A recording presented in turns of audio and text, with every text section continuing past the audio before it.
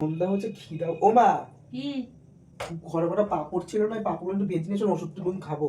পাপড় পাপড় ভাজা দিয়ে ওষুধ খাবা? পাপড় এই ভাজা গ্যাসে দিয়ে মরছো। কিছু একটা করে এনে দাও।